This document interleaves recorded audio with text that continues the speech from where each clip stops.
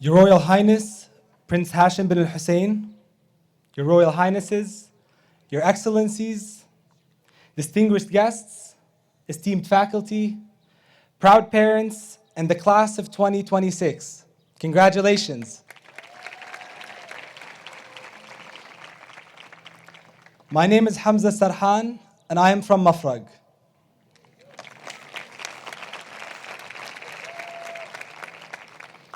I graduated from King's Academy in 2013 as valedictorian, and I had the honor of receiving the Academy Cup from His Majesty King Abdullah.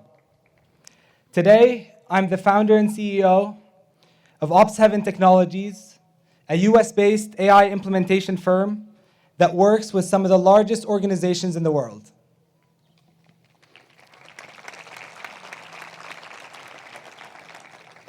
I'm also a professor of AI at the George Washington University and at Wake Forest University in the US. So technically, I spend most of my time teaching people about the future, which sounds pretty impressive until you realize I still cannot predict traffic on the way to the airport. So we're all still trying to figure some things out. But none of that is really the story I want to tell you today. Today's story starts in Mafrag.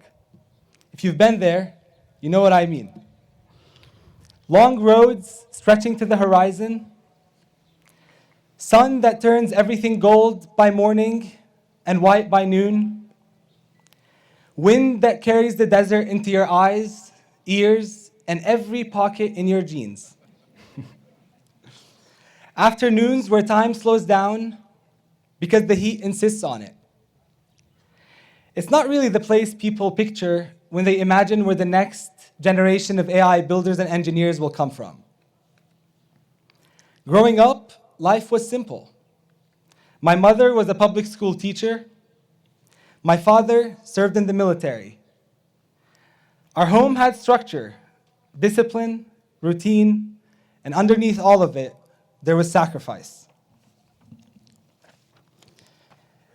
Not the kind you talk about with others, but the kind you only understand years later. Extra hours, careful decisions, choosing what not to spend on so something else becomes possible. And for my parents, that something was education.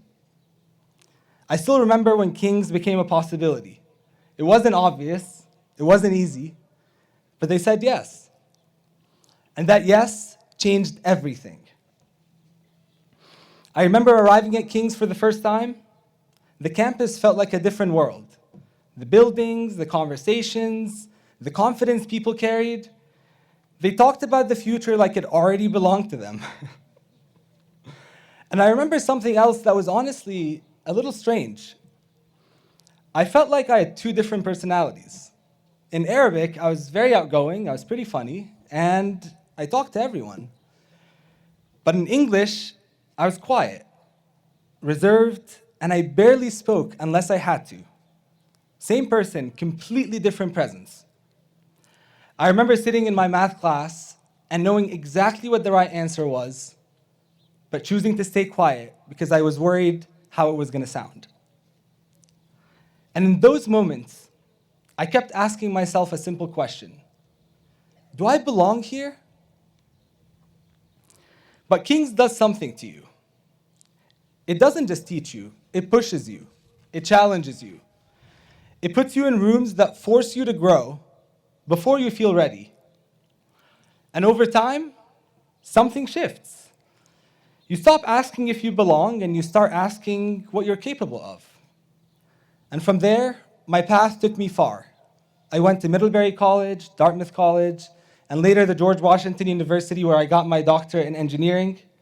I built my career in technology and artificial intelligence in the United States. And for a while, I thought that was the destination. That success meant going as far as possible and staying there. But over time, a different question started to take shape. Where does the next generation of Jordanian talent come from? And who gets to be part of it? And that question brought me back to Mafrag. I remember the drive back. The same road I'd taken as a kid in the back of my parents' car, the horizon hadn't moved. The sun still hit the windshield the exact same way. Nothing really had changed, except me. I was now able to see, so I decided to act. Through my firm, Ops7 Technologies, we partnered with the National Employment and Training Company, a Jordanian nonprofit organization, and we launched an AI training program in Mafrag.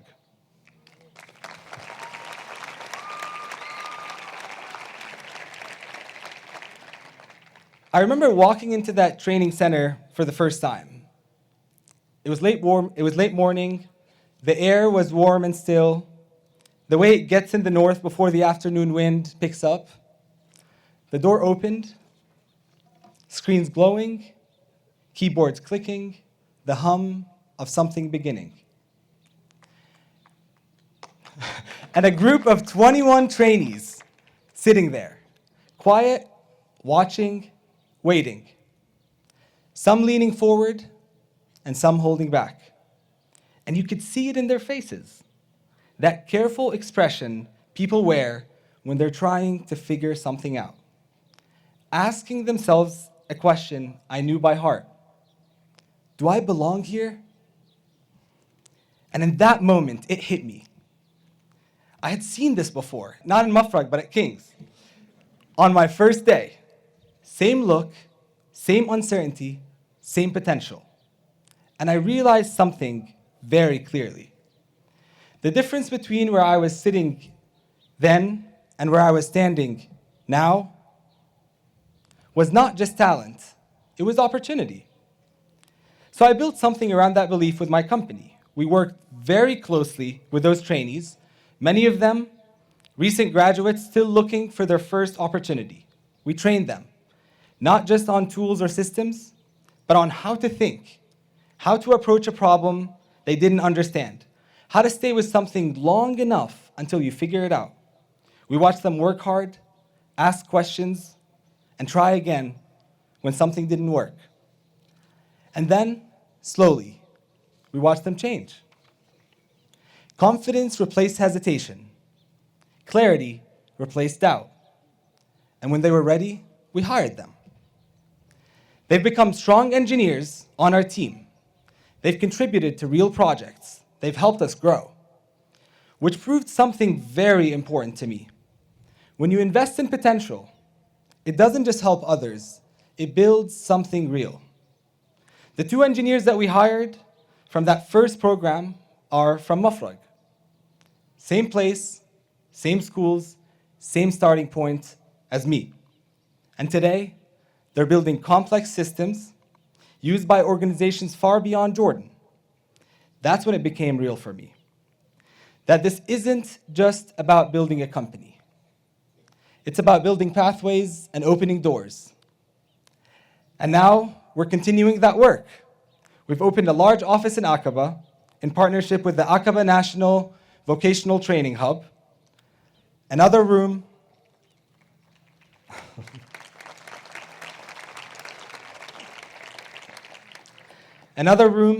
another group of trainees, another set of doors waiting to open. And that's what brings me to you, the class of 2026. Very soon, you will leave this place. Some of you will stay in Jordan, and some of you will go far, very far.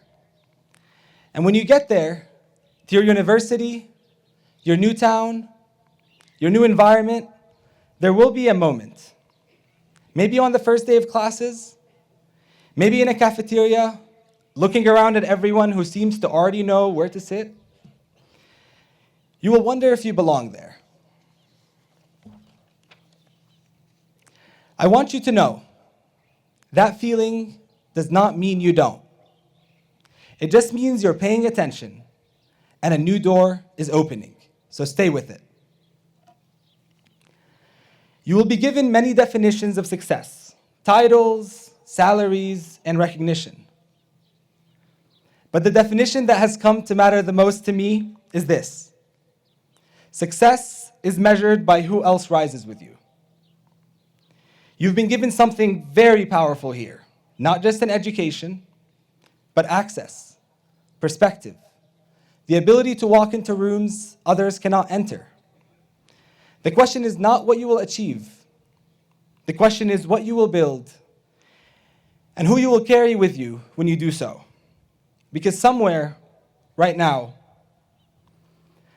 there's someone sitting in a room like that one in Mafrag, quiet, watching, waiting, asking themselves the same question I once asked, the same question those trainees asked. Do I belong here? I think about that question a lot because today, amongst our employees at Ops Heaven Technologies, we have around 45 Jordanians.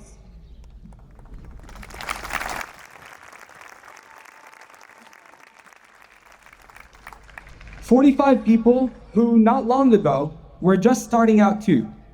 And that number matters to me more than any other number on a balance sheet. So this summer, we're going back. A second round of the training program in Mafraq, another room, another door waiting to open, and one day, that door might open because of you. Congratulations to all of you.